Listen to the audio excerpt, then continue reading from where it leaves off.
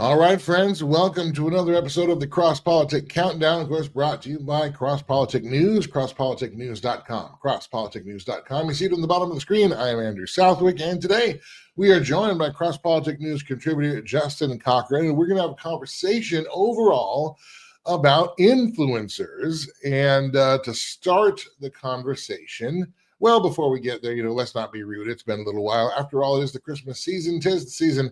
Justin, thanks for spending a few minutes of your time with us on the Crosspolitic Countdown. It's good to see you today. Thanks for having me, Andrew. Happy to be here and excited to be talking about influencers.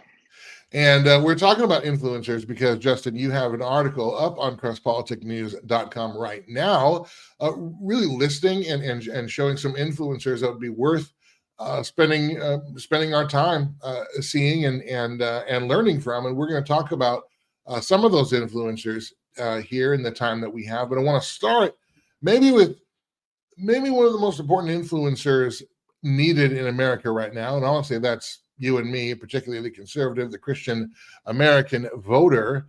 And because we are coming up on midterm season in America, gubernatorial races, I know in my state of Florida, the Ron DeSantis is about to be term limited. We've got a GOP primary for a governor in that state coming up.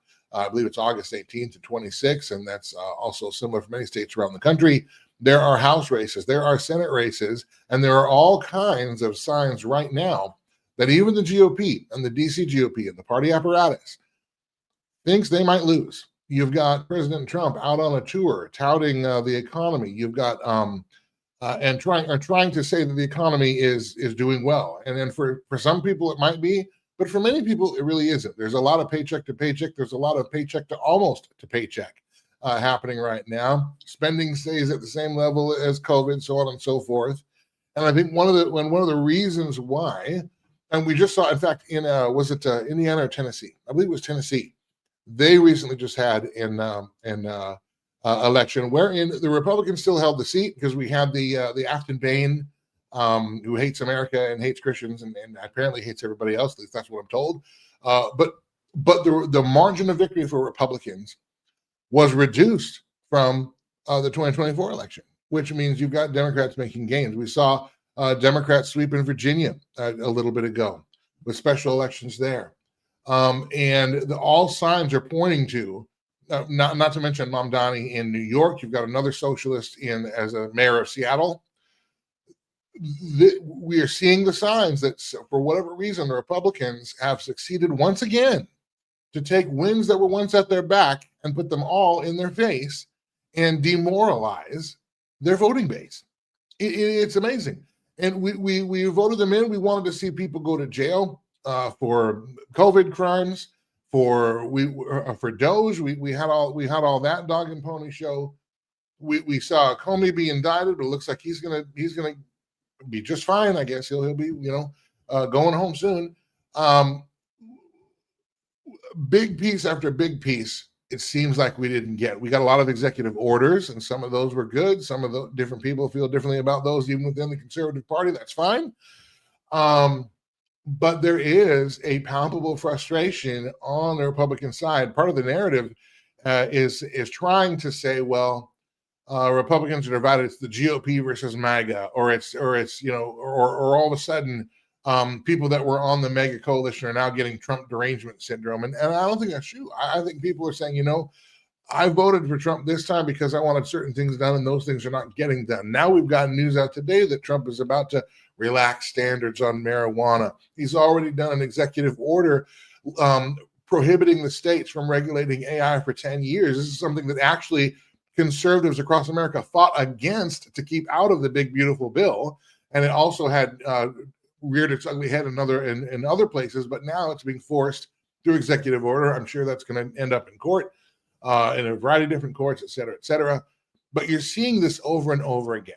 And one of the things that I wonder is if maybe the most important influencers that are needed in America are the conservative Christian voter needing to reinsert their influence over the party that supposedly is supposed to represent us. and particularly that's going to, and we're worried about low turnout. For example, Susie Wiles was just on the Mom View. I don't know if you saw the clip. She was on the Mom View, which is a local news magazine show, and talking about how we're going to put Trump on the midterm ballot because Trump gets voters out to the polls. And to a degree, that's true. I do think it's less so than 24, but why isn't Republican governing getting people out to the polls? Why aren't conservative principles and vision for America bringing people out to the polls? And I think one of the reasons why is because we who are carrying that vision become so disillusioned that we're starting to drop off, and we don't show up, particularly in these midterms that matter so much. House races, Senate races, and primaries. If we're upset with the people representing us, why aren't we getting our butts to the polls and voting in the primaries and primarying some of these people out who we think are doing such a terrible job? That's a whole fire hydrant for you. And normally I don't open the show with a monologue like that, but we have a lot at stake in our country. And the most important election is always going to be the next one from this point on. And it really is. And these midterms are huge. If we stay home because we're disillusioned, we might be disillusioned, but that should be even more impetus for us to get out then and vote, especially in the primaries. If we don't like our current representatives, primary them out and vote in somebody you think will do a better job and will get the results that we're looking for. Mm-hmm. After all that, your response, your reaction, your take of what the GOP has to lose or not. Thanks, Andrew. I definitely love what you're saying about the American Christian needing to reclaim the base of the Republican Party. It's in disarray, in my opinion, right now. And it's difficult to wonder if, maybe the loss of the late, great, rest in peace, Charlie Kirk may have had something to do with that. He really, I could imagine him ahead of November 4th last month and ahead of the midterms next year, really bringing some much needed unity to the Republican Party. And unfortunately now, it's tough to say who really has taken over that mantle of the base rallier that Charlie was. But it's no doubt there are important races coming up that are going to decide, the future of our country. I'm in Florida, so our governor's race, I'm definitely going to be voting in that one. Not sure if I'm going to be voting for Byron Donalds, to be honest. I'll have to take another look at the candidates, but last month when I was on with you live, I was a little bit too optimistic. In fact, far too optimistic with my predictions on November 4th. I, was predicting a Republican sweep across the board, and I was 100% wrong. We got killed, basically lost every important, race and issue. So, if I had to be honest right now and I had to put my money on Polymarket or something, I don't bet, but if I had to, I would just straight up black pill on the election for next year. And, I think we're probably going to lose. The Democrats are going to win and Trump will get nothing done, if not him getting impeached shortly after that. He'll be impeached over and over again. I mean, we know that's coming. Now, I've heard from a little birdie, and I'm only going to say it's a little birdie, that there are a couple that yes, they're apparently maybe some Republicans who are trying to sabotage Trump for a couple of reasons. One, some just don't like him. They don't like to take over the party and all that. But two, some are concerned with the amount of power being concentrated in the executive branch. And so they're, and now again, this is from a little birdie who's heard it from some sources. I'm going to pretend this is speculation for now. But honestly, if we learn tomorrow that was true, would we be surprised? Probably not.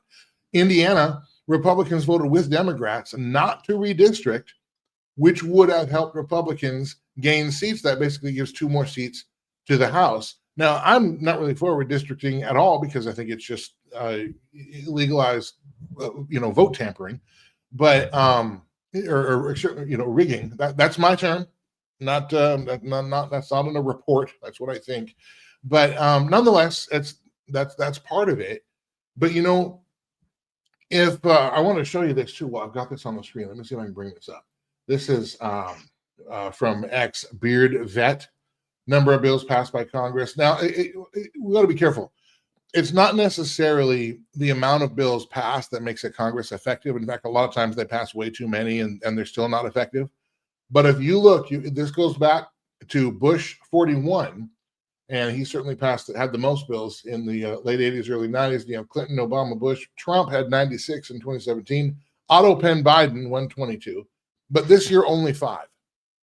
I mean, and they're not even bills really that the voting base wanted. Yes, tax cuts and things, and preserving tax cuts was in the big beautiful bill, but so was COVID spending. The government shutdown that we had was all over the Obamacare subsidies, and then right after that, Republicans put forth a bill to extend the Obamacare subsidies, which just lost earlier this week.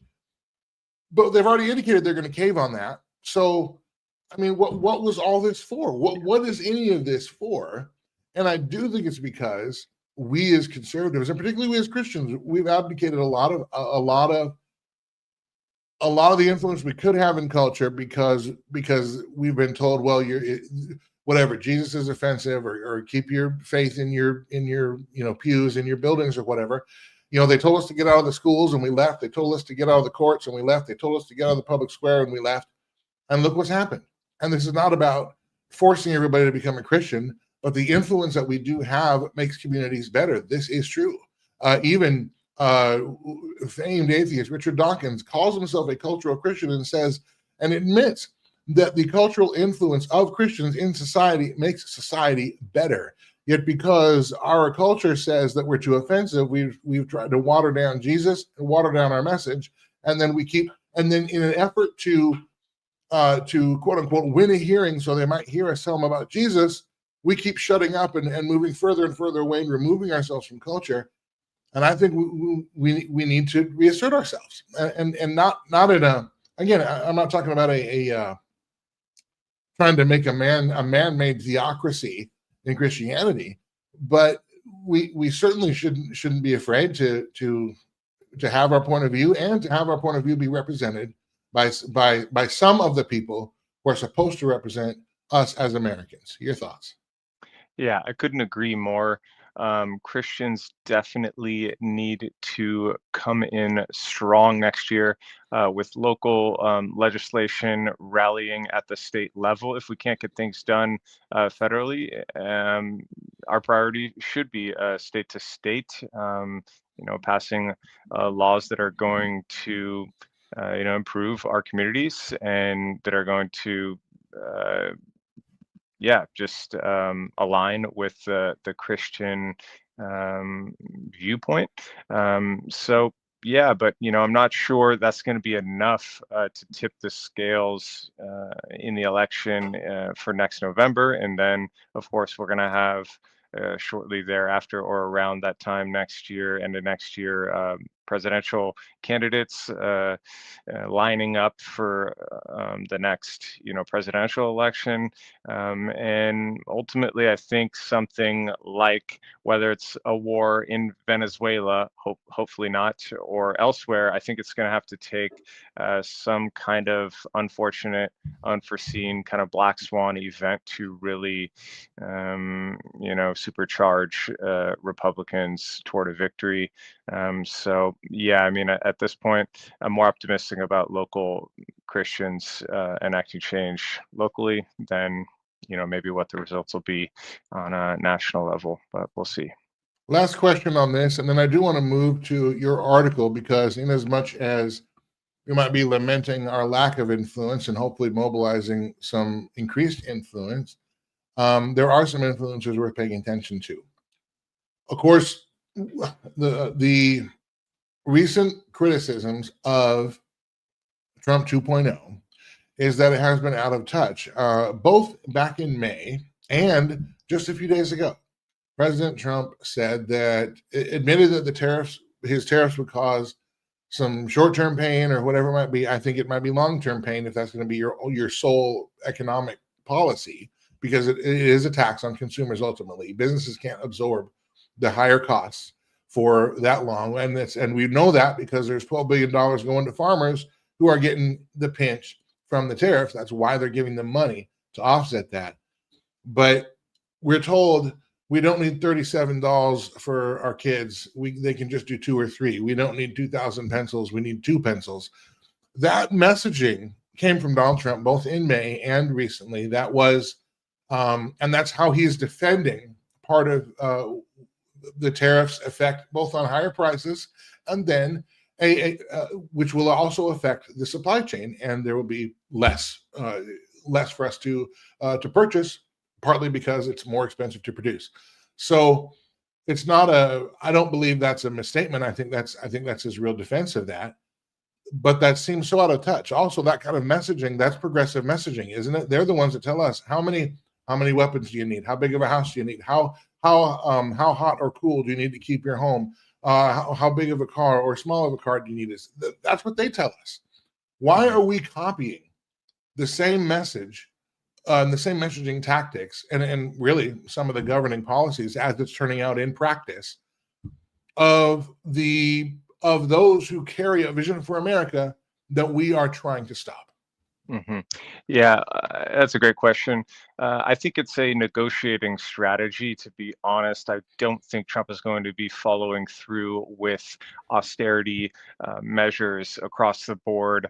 I don't think he's going to be standing behind those threats for long-term tariffs. I do think he's going to basically chicken out on tariffing because our economy it depends on it, and people's IRAs and 401ks. I mean, if you have Donald Trump, you know, catapulting us into another depression, so that we can rebuild industry and bring jobs back to America, and we're going to tariff our way to reindustrializing the country, you're just going to have a Democrat come along and say, we'll give you free money, and the Republicans are going to lose. So yeah, in this country, you don't win elections by making people poorer, even though I would be willing to have less things, to to pay more for things, but that's not going to win elections. So I think we're going to see the money printers get turned on, and they're going to print their way to the victory they're hoping for. Well, that's not good news, Justin. I thought you were going to make me feel happier. It's Christmas time in the night, man. You just told me there's going to be more inflation. You just told me my dollar's going to be worth less to Well, win there are an election. I mean, yeah, well, I think I think there are some ways to we just saw gold hit all-time highs. I think there are some ways to keep money safe and to save in spite of inflation. All right. Well, let's turn for a few minutes here to the article that you wrote. This is up on crosspoliticnews.com. Again, you can see the website at the bottom of the screen, crosspoliticnews.com. And it is Hidden Gems, the influencers your family needs to follow. And really what you've procured here is a list of influencers that you believe people can trust and conservative Christian families can trust. Why don't we break down a few from these categories, maybe pick the one, for example, from Top Tier Theology, which you see on the screen here. Maybe pick the one influencer that you would point people to from this category and why. Yeah, thanks for bringing the article up. In the title, when I said, the influence your family needs to follow, your family probably needs to be having a Bible study, a family Bible study, or at least breaking out the board games or something. We probably need to do less screen time overall. But as a disclaimer, I can't stand behind what all of these influencers believe. They're actually not all Christian. But I would say there are even a couple on there that are concerning, some of what they put forth, even some of the Christian ones. So you do have to make your own judgment calls for each one of these influencers. But on out of top tier theology, if I had to give my pick, it would be in no hierarchical order there. I would say Douglas Wilson is a must follow. He is the head pastor at Christ Church in Moscow, Idaho, where Canon Press is headquartered and where Crosspolitic News hails from. So yeah, definitely give Doug Wilson a follow. Stephen Wolfe wrote The Case for Christian Nationalism. J.D. Hall is more on the anti-Zionist critique, so a little controversial there. He is Christian. And then Brian Sylvia and Eric Kahn are the most pretty, just a little bit, they got into it with some more traditional Christian, groups. And yeah, so they're kind of on the outs with some of the mainstream for some variety of reasons. So watch out for those two. Well, let's move down to next politics that pack a punch, and also maybe before you pick out one or two influencers from this group, what do you look for? Like, what is your criteria to determine a safe influencer, a quality influencer from nonsense? And I realize different people have different criteria, but what are yours to where, yes, you would fully recommend them? And let's say they are believers, and that we can at least affirm their general theology in that they fall within Christian orthodoxy, whether or not every point of doctrine is exactly the same. But what are you looking for, and how can people tell? Because with all the AI slop, there's really influencer slop too. I think that using your intuition, your God given gut instinct is one of the best ways to be able to tell. So it's not an exact science. I would stay away, if you're on X, I would stay away from the For You feed. You're going to see things dropped in there that we have no idea how or why they get there. I would stay in the following feed. So if you want to follow one of these on the politics list, yeah, and to your point, none of these are really folks I would go to for a solid Christian perspective. I mean, I'm not even sure all of them are Christians. Savannah Hernandez works for TPUSA. So I like her attitude. I like the fierce analysis she brings. And she's a TPUSA contributor. So if that makes you feel good, TPUSA, then, Savannah Hernandez.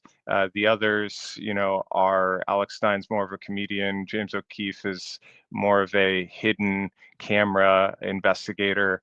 Owen Schroyer and Drew Hernandez are former InfoWars contributors. So just people, that I am aware of, and that if you're looking for some alternative, perspectives, then, these are some ideas.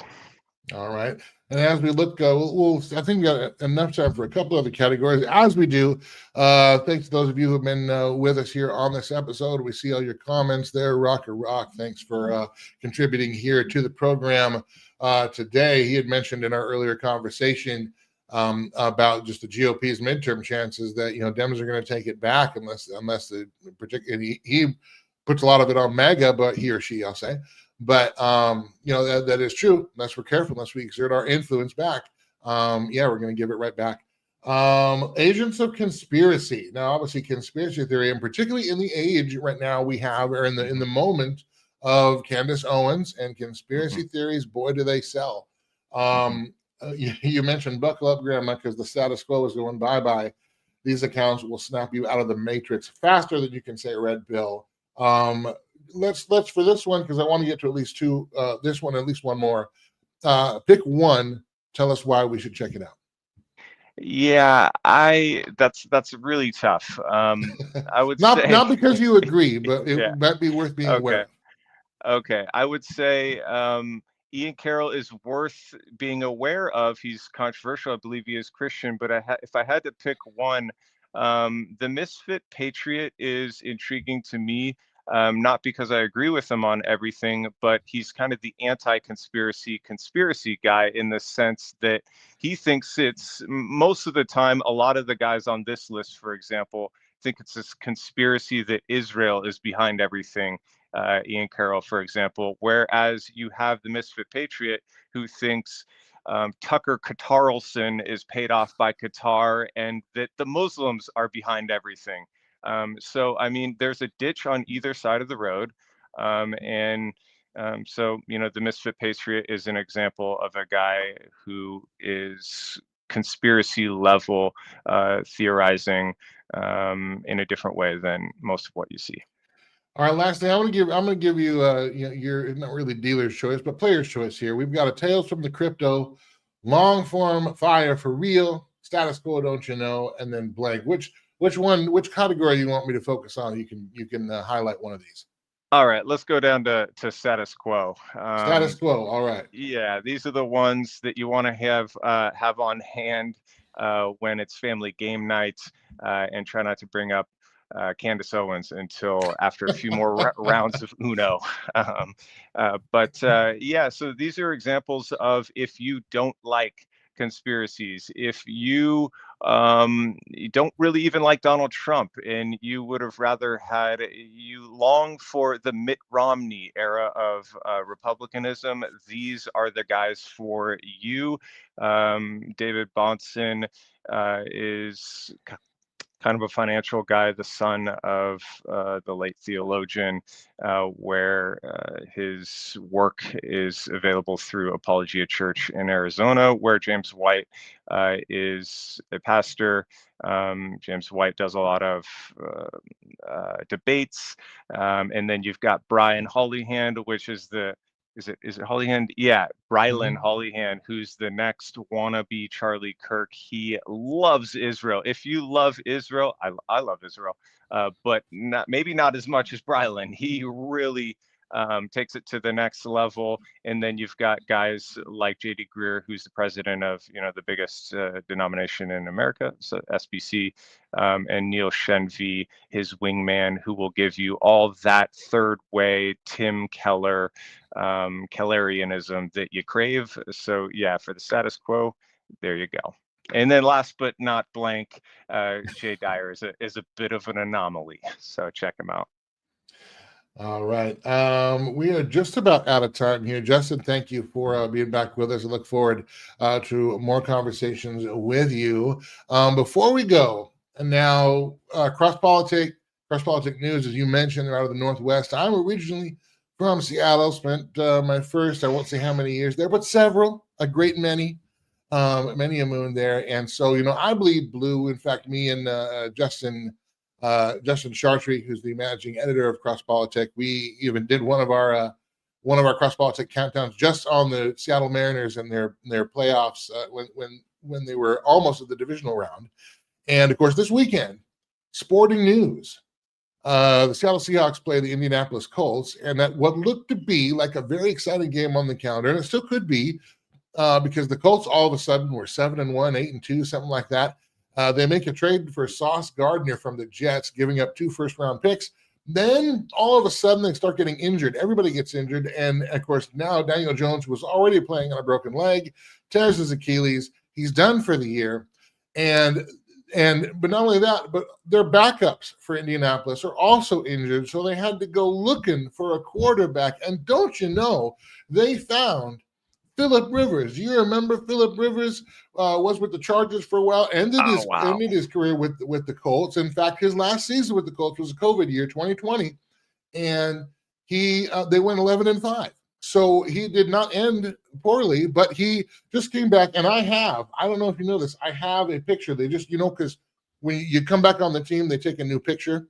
And so here is Philip Rivers, his new team photo. Oh, let me bring this up here for a second. Hold on, I got to take that off. Let me get that back on here. There you go. Phillip Rivers, he is going to be likely could start for the Indianapolis Colts this weekend. As a Seahawks fan, this is going to be must-watch TV.